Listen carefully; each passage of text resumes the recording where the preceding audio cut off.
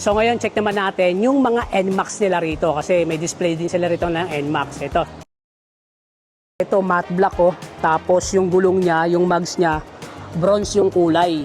Ayan, naka disc brake, ABS. So I think ito yung non-Y-Connect, no? So hindi siya Y-Connect kasi wala siyang sticker dito ng Y-Connect, oh. 'Di ba? Usually diyan nakalagay 'yon.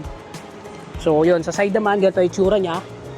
Ayan, and then gold yung kanyang emblem. Tapos eto, yung NMAX natin guys, naka dual disc brake na siya. So disc brake na sa may likod, pati sa may harapan, 'di ba? So mas maangas pala tong NMAX. So ito yung ating matte color, and then meron pa rito na para siyang matte green, no? Matte na dark green siya.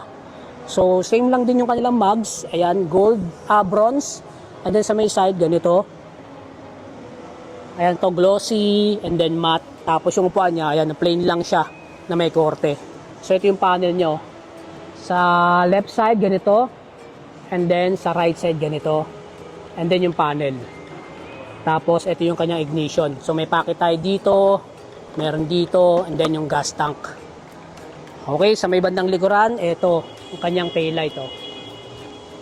So ayan, naka bulb type pa rin, tapos LED. So ang price ito is ito, yung nasa screen natin.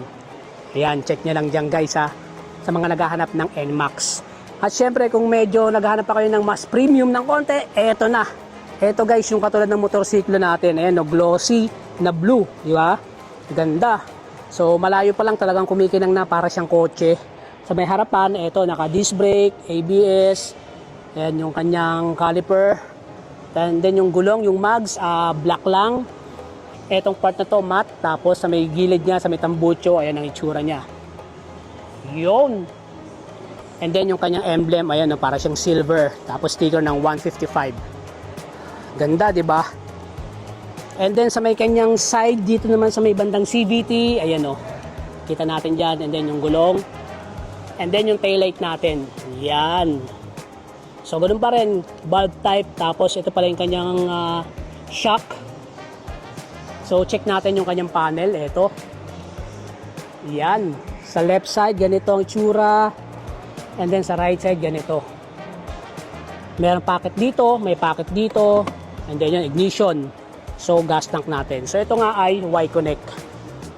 Ayan. Okay, so ito yung ating glossy na color blue or glossy blue. So ang price pala nito guys is ito 153,900. Down ka lang ng 15,400, and then magma-monthly ka ng 7,376. Okay, para dito sa ating NMAX na glossy na Y-Connect. So ganda, di ba?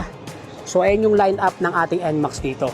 So abangan nyo pa yung mga susunod nating upload at ipapakita pa natin yung iba't ibang klase mga motorsiklo ng iba't ibang klase mga brand. Mag-follow or mag-subscribe sa ating Facebook page at YouTube channel.